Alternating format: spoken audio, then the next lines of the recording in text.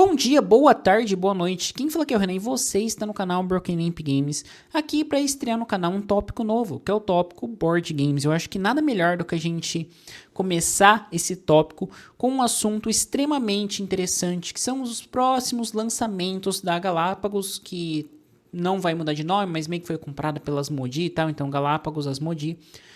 E comentar sobre esses lançamentos do segundo semestre, porque nós temos títulos bastante interessantes. A matéria que eu estou utilizando de fundo é uma matéria que eu escrevi para o site do Mega, www.megascopio.com.br. Lá vocês podem conferir esse e outros textos sobre board game, incluindo nossa cobertura do Diversão Offline de 2025, né, que é o DOF. Fazem aí acho que 3 ou 4 anos que eu já cubro o DOF, é um evento bastante interessante, sempre me empolga bastante, e esse ano foi bem legal.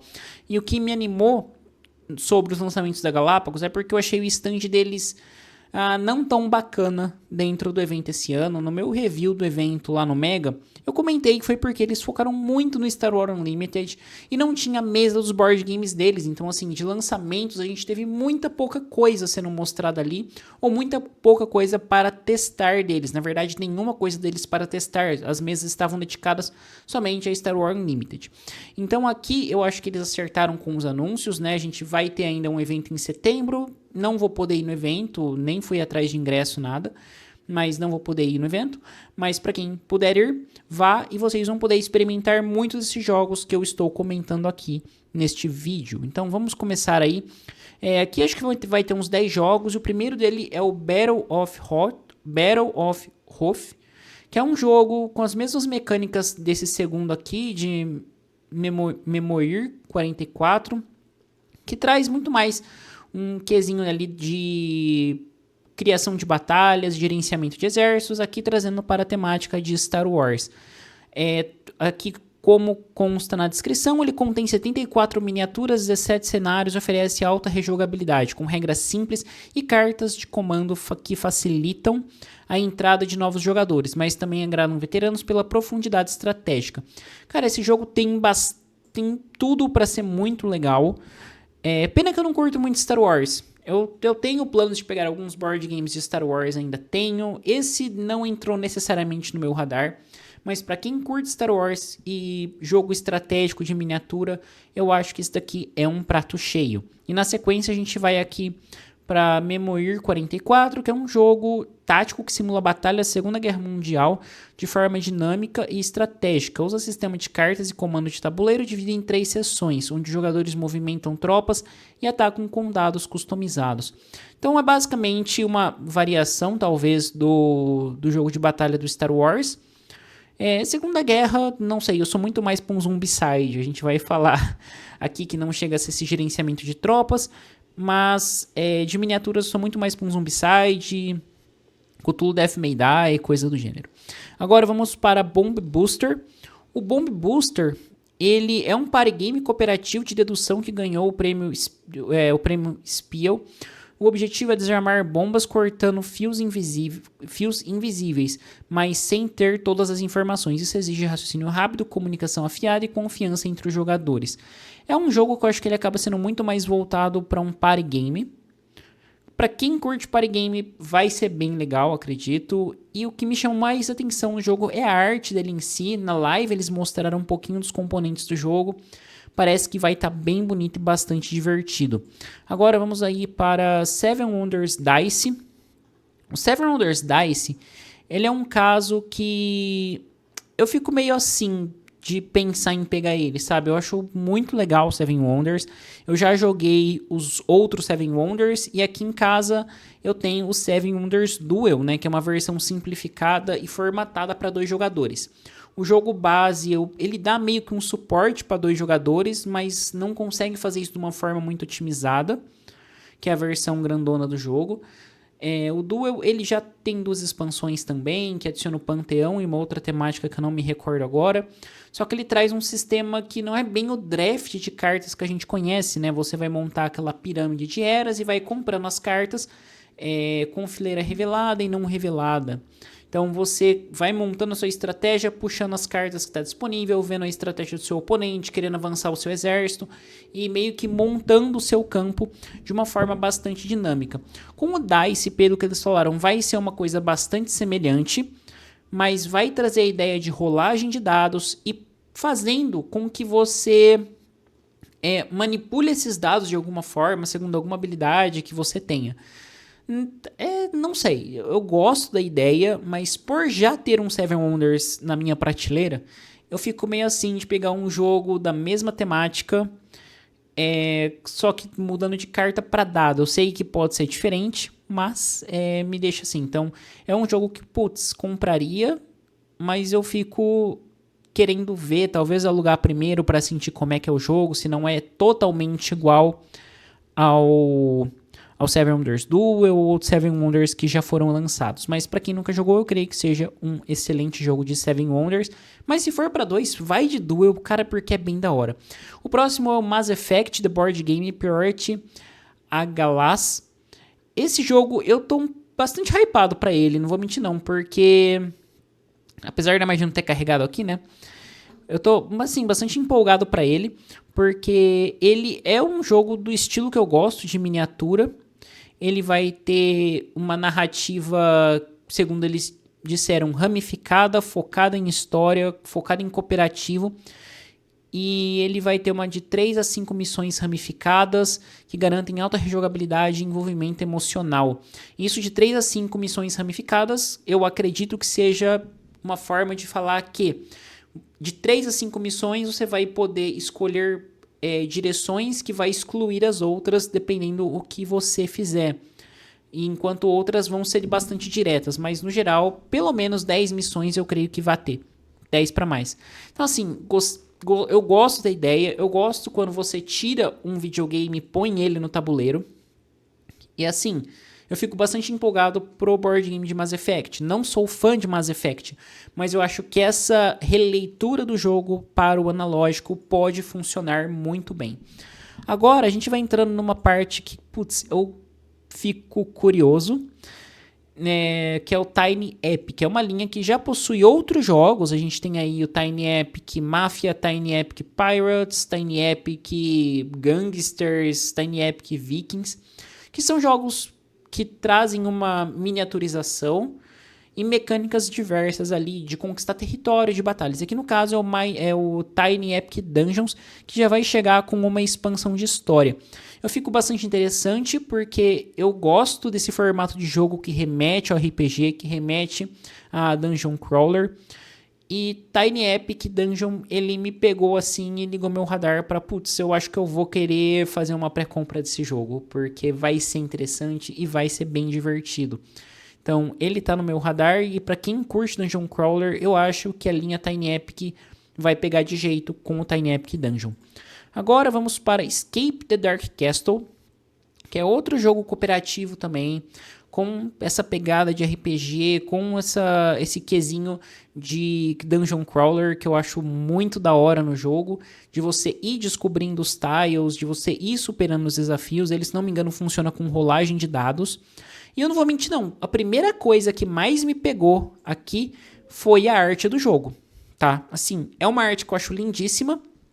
É uma arte em preto e branco. As cartas que eles mostraram também são bastante interessantes, com um desenho, eu creio que beirando um pouco do bizarro, talvez. Mas, pô, muito da hora, combinando com a temática. E ele vai trazer 15 desafios aí, com chefes e etc, para você superar. Uma coisa que eu não comentei até agora, mas que eu acho legal, é que muitos desses jogos que acabam focando um pouco no RPG, você tem a opção de jogar solo, o que eu acho da hora, e eu vou comentar novamente isso em Everdell. Mas muitas vezes nem sempre você vai ter com quem jogar na hora que você quer jogar. Então, se você não tem um grupo muito grande e você vai buscar jogos, porque você curte board game, é sempre legal você ver se o jogo dá um suporte, não vou falar prioritário, mas dá um suporte equilibrado e desafiador para 2 pessoas ou 3, ou se o jogo também tem a possibilidade de ser jogado solo, o que é muito bom. Então, Escape the Dark Castle entrou no meu radar assim que eu vi, E, putz, tô ansioso aí pra ver quando que vão anunciar o lançamento desse board game. Agora vamos para Ethnos, que é segunda edição, é um jogo de controle de área, de estratégia, com arte e produção aprimoradas, com mecânica de cartas que lembra Ticket to Ride. Os jogadores conquistam territórios formando clãs. Ah, legal. Assim, não gosto tanto de Ticket to Ride, é arriscado falar isso, mas para mim é um jogo muito interessante, eu acho o preço dele bastante caro. Tem a versão digital que eu jogo de vez em quando ali, quando dá aquela vontade, mas não é meu jogo favorito, sabe? E aqui no Ethnos também achei interessante, achei bacana, mas pra mim ficou ok, não me chamou tanta atenção. Agora vamos para uma outra parte que, putz, me chamou demais a atenção, que é o Zombicide de Seized Core Box e Zombicide de Seized Gotham City Outbreak. É simplesmente a temática de Zombicide trazendo o universo DC, né? No Deceased Core Box, a gente vai enfrentar ali o Superman zumbi, Batman zumbi, Lanterna Verde zumbi e o cacete A4. Enquanto que no Gotham City, os vilões referentes ao universo do Batman. Aqui eu já não falo que é uma novidade muito grande. É novidade, logicamente, quando a gente fala que vai ser lançamento, que vai ter a questão da DC. Mas não é tanta novidade, porque nós já temos lançados as versões aí da Marvel. Então nós temos o X-Men, Vingadores, Quarteto Fantástico, que já tá com essa versão de zumbis presentes. Então, é interessante? Cara, é. Zombicide pra mim sempre é interessante. Eles também anunciaram o Zombicide White Death, que é um Zombicide que remete àquela temática medieval, com algumas mecânicas novas, pelo que eu já vi algumas gameplays. Ele traz uma mecânica de muros, traz uma historinha também. E que nem aqui em casa eu já tenho o Zombicide Outbreak, que é daquela primeira versão. Tenho também o Black Plague e o Undead or Alive, mais a expansão que chama Gears and Guns. Isso, a Gears and Guns. A Gears and Guns é a que traz o modo história, a questão de armas de vapor e tal, e do que eu já joguei deles, é extremamente divertido. E quando você quer jogar sozinho ou você quer jogar com poucas pessoas, vai lá, cada um pega 2 personagens, vai fazendo a aventura, vai descobrindo mais o cenário, entrando nas batalhas, e é muito legal. Então, assim, logicamente, o Deceased me chama a atenção, só que, sendo bem sincero, o White Death, que eles também comentaram, entra mais pra mim no momento do que o Core Box e o Gotham City Outbreak. Logicamente, se tiver a chance de comprar e poder comprar eles, vou querer, porque eu gosto pra cacete de Zombicide. Mas eu vou tentar priorizar o White Death para quando ele chegar no Brasil mesmo. Ainda mais porque, pela temática medieval, a gente consegue combinar ele com o White Plague. Com o Black Plague, White Plague, com o Black Plague. O que já traz aí um complemento legal de personagens e etc. Agora, se não falha a memória, o último jogo da lista, que é o Everdell Duel. O Everdell Duel, ele tem uma proposta bastante parecida com o que é o Seven Wonders Duel, né? Que é trazer um jogo que pega ali de pelo menos 4 ou 5 jogadores Everdell, não sei. Eu costumo jogar de 2 ou 3 Everdell, mas ele pega ali para bastante jogadores. E você tem a opção de 2, só que em 2 você sente que o jogo ele fica um pouco mais devagar, sabe? Eu tenho essa impressão pelo menos. E quando você joga Everdell sozinho com a maquininha dele rodando para ser o seu oponente, ele também é interessante. Só que novamente, por ser projetado para mais pessoas, acho que ele acaba deixando algumas brechas que o Everdell Duel pode cobrir muito bem, porque esse Everdell ele vai ser focado para 2 pessoas especificamente, incluindo um modo solo e também um modo cooperativo, e trazer um modo campanha com 15 cenários. Eu achei legal, porque eu gosto quando o board game ele adiciona a questão da campanha. Eu tive isso com o Zombicide e Undead or Alive, porque a caixa base traz missões bastante desafiadoras e divertidas. Eu acho que pra mim é um dos Zombicides mais difíceis que tem. E quando eu peguei a expansão Gears and Guns, eu gostei ainda mais, porque você tinha a questão de carregar personagem, de fazer uma seleção mais aprimorada de habilidades, carregar itens e etc. Então você colocar essa questão de história e um cooperativo com missões no jogo, ele enriquece e traz uma variedade maior para sua gameplay. Então eu acho que o Everdell Duel vai ser uma boa pedida.